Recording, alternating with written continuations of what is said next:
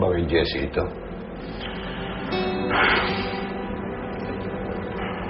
Yes, pa. Masusuyo mo rin yun. Mahal ka ni Jessie. Hindi niyo po alam kung anong ginawa ko sa kanya. Siguro nga wala akong alam sa mga nangyayari. Pag umiibig ang isang tao, marami kang kailangan sakripisyo. Kasi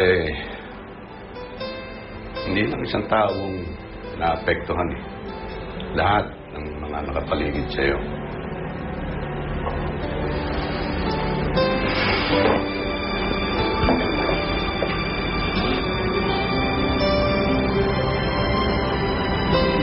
Alam mo ang gagawin mo. Yung tiwala ako sa'yo.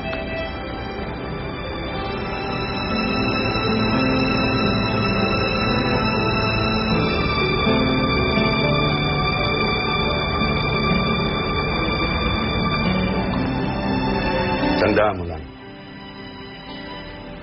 Nandito kami.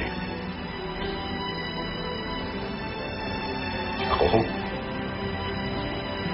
Si Mamita, ang mama mo. Nandito kami para sa'yo. Mahal ka namin, Justin.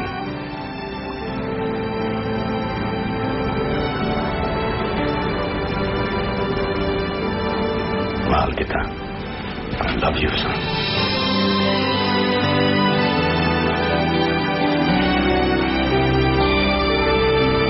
Thanks, Pa.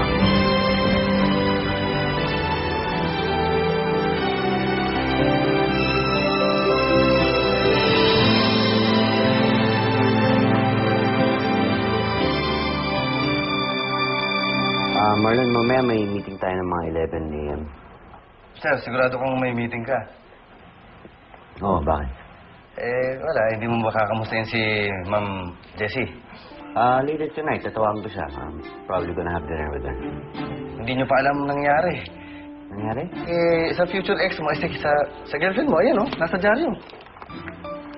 Nagkagulo sa ospital nung sugurin ni Elaine Di Umano, ang besto ni Justin, ang asawa na si Jessie Di Umano. Prostitute daw! Marlon, ang daming kotse. Sige, sir.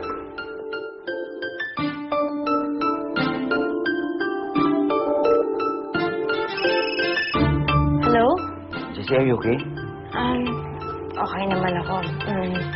Huwag ka mag-alala. Pero kung gusto mo makipagkita... I want to see you now. Susundin kita, ngayon din. Sige. Bye. Sino yun? Luigi.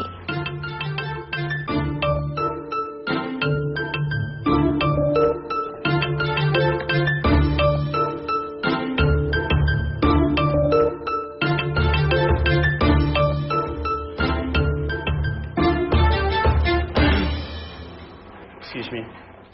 Justin! Magkano yung flowers niyo? Ano bang flowers? Lahat. Oh!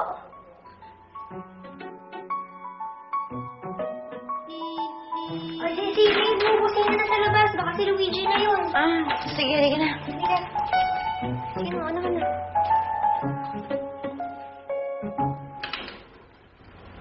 Ano to?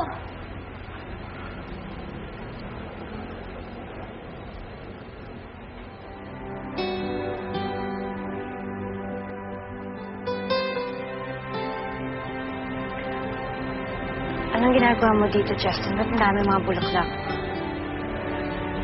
Jessie, kailangan natin mag-usap.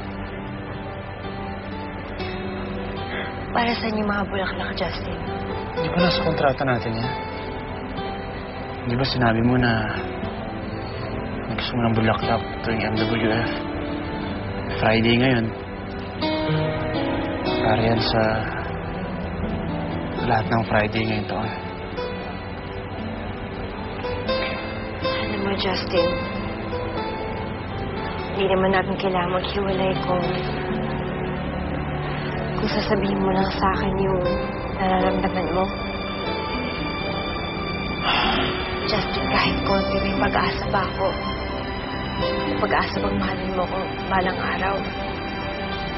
Kung masasabi mo yan sa akin, hindi kita iiwanan. Mahirap malimos ng pag-ibig.